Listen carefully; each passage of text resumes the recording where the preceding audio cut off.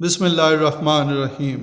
السلام علیکم دوستو، آپ کی محبتوں کا شکریہ کہ آپ معلوماتی اور علم سے آگاہی کی کاوش کی حوصلہ افزائی کر رہے ہیں۔ قومی ترانہ آزاد ملک کی شناخت اور امتیازی حیثیت کا عکاس ہوتا ہے۔ قومی ترانہ ملک کی روایات، تاریخ، عقائد، حب الوطنی، قومی اقدار اور حصول مقاصد کی نشاندہی کرتا ہے۔ ترانے کو اگر تاریخی تناظر میں دیکھیں تو دور قدیم میں جنگ میں جانے سے پہلے اور جنگ میں فتح حاصل ہونے کے بعد مخصوص قسم کے ترانے گائے جاتے تھے۔ عبادت گاہوں میں مختلف قسم کے ترانے روایتی طور پر گائے جاتے تھے۔ 16ویں صدی میں برطانوی بادشاہ کے لیے گاڈ سیو دا کنگ گایا گیا، جو کہ بعد میں مختلف موقعوں اور خاص طور پر بادشاہوں کی رسم تاج پوشی پر گایا جاتا تھا۔ 17ویں اور 18ویں صدی میں برطانیہ نے ترانے میں نامور موسیقاروں کے ذریعے موسیقی کو بھی شامل کر دیا۔ ترانہ عمومی طور پر جشن منانے کے معنی کے طور پر استعمال ہوتا ہے۔ اسی طرح مختلف اداروں کے اپنے مختلف ترانے بھی ہوتے ہیں۔ ان ترانوں کو دھنوں یعنی موسیقی کے ساتھ گایا جاتا ہے۔ مختلف تقاریب کے انعقاد پر مخصوص ترانے گائے بجائے جاتے ہیں، جیسے خاص طور پر کھیلوں کے انعقاد پر ترانے گائے بجائے جاتے ہیں، جن میں خاص طور پر کوئن کا we are the champion, we will rock you جیسے ترانے مشہور عام ہیں۔ دوستو، قومی ترانے کی تاریخ کے حوالے سے تاریخی تناظر میں ڈچ قومی ترانہ ہی سب سے قدیم قومی ترانہ تسلیم کیا جاتا ہے۔ 1572 کے درمیان لکھا گیا، جو کہ ڈچ اور انگلش زبان میں تھا۔ 1770 میں اسپین کا قومی ترانہ بنایا گیا۔ 18ویں صدی تک یورپ کے ممالک میں قومی ترانے کو بہت شہرت حاصل ہو گئی۔ قومی ترانے سے متعلق مختلف ممالک کی دلچسپ تاریخ رہی ہے۔ فرانس کا قومی ترانہ 1792 میں لکھا گیا اور 1795 میں اسے سرکاری طور پر منظوری دے دی گئی۔ سوئٹزرلینڈ کا قومی ترانہ 4 سرکاری زبانوں پر مشتمل ہے، جو کہ 4 زبانیں فرانسیسی، جرمن، اٹالین اور رومانش کے بول پر مشتمل ہے۔ جنوبی افریقہ کا قومی ترانہ بھی انتہائی منفرد حیثیت رکھتا ہے۔ یہ 2 مختلف قومی ترانوں میں ملک کی 11 سرکاری زبانوں میں سے 5 زبانوں پر مشتمل ہے، جس میں ہر زبان کا ایک بند شامل ہے۔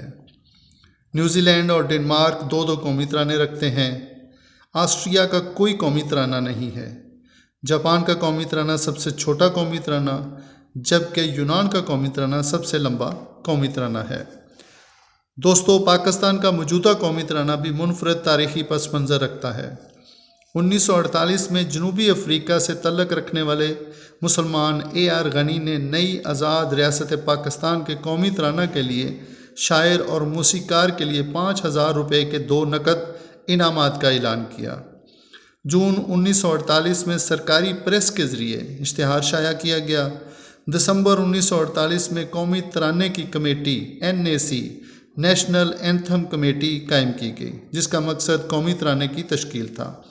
کمیٹی کی صدارت انفارمیشن سیکرٹری محمد اکرم نے کی۔ پہلے غیر ملکی سربراہ انڈونیشیا کے صدر سویکارنو نے جنوری 1950 میں پاکستان کا دورہ کیا۔ اس موقع پر پاکستان کا کوئی قومی ترانہ نہیں تھا۔ 1950 میں ہی شاہ ایران کے سرکاری دورے سے پہلے NAC نے بڑی تگدو کے بعد موسیقار احمد جی چھاگلا سے ترانے کی دھن کو ترتیب دیا گیا، جسے 1 مارچ 1950 کو شاہ ایران کے دورہ پر نیوی بینڈ نے بجایا۔ 10 اگست 1950 کو وزیر اعظم لیاقت علی خان کے دورہ امریکہ پر اسی دھن کو بجایا گیا تھا۔ 21 اگست 1950 کو احمد جی چھاگلا کی بنائی دھن کو سرکاری طور پر منظوری دے دی گئی، جسے بہرام رستم جی نے اپنے پیانو پر بجا کر ریڈیو پاکستان میں ریکارڈ کرایا۔ دھن تو تھی، لیکن شاعر ترانے کے بول نہ لکھ سکے۔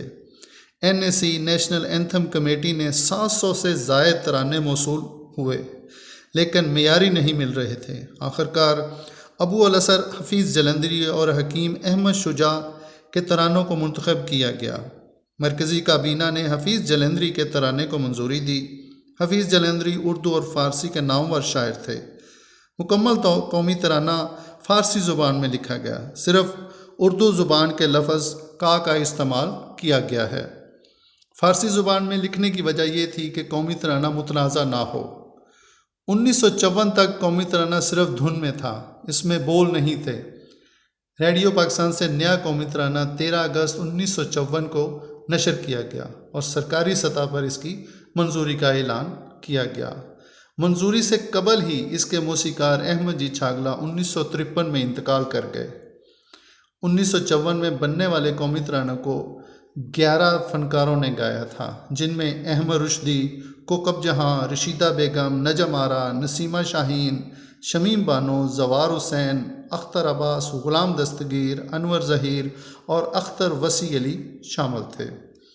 دوستو، 2021 میں عمران خان کے دور حکومت میں قومی ترانہ کو دوبارہ سے بہتر معیار کے ساتھ ریکارڈ کرنے کا اعلان کیا گیا، لیکن 2022 میں شہباز حکومت نے اس منصوبہ کو مکمل کیا۔ قومی ترانہ کی ریکارڈنگ میں 155 گلوکاروں، 48 موسیقاروں اور 6 بینڈ ماسٹروں نے حصہ لیا۔ اسے 14 اگست 2022 کو ریلیز کیا گیا۔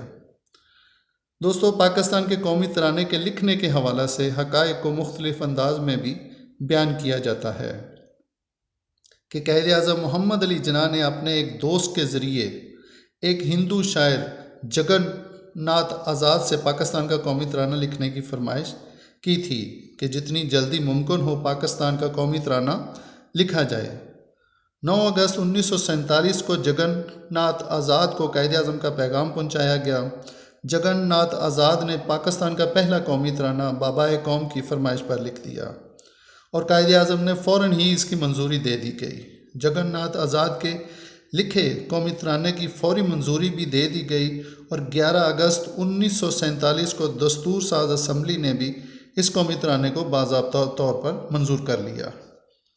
14 اگست 1947 کو پاکستانی پرچم کو لہرانے کے موقع پر اسی قومی ترانے کو گایا گیا تھا۔ قومی ترانہ اے سرزمین پاک کو منظوری کے بعد ریڈیو پاکستان سے نشر کیا گیا تھا، لیکن قائد اعظم کی وفات کے بعد اس قومی ترانے کی بجائے نئے قومی ترانے کے لیے NAC نیشنل اینتھم کمیٹی بنا کر اسے بند کر دیا گیا۔ کہا جاتا ہے کہ جگن ناتھ آزاد کے ہندو ہونے کی وجہ سے ان کے لکھے قومی ترانہ کو بند کیا گیا، جبکہ جگن ناتھ آزاد نعت گوئی بھی کرتے تھے۔ دسمبر 1948 تک جگن ناتھ آزاد کا لکھا ہوا قومی ترانہ ہی گایا جاتا تھا۔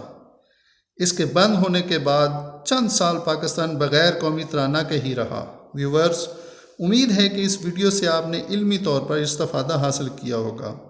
ویڈیو کو لائک، شیئر اور سبسکرائب ضرور کیجیے۔ اللہ آپ کا حامی و ناصر ہو۔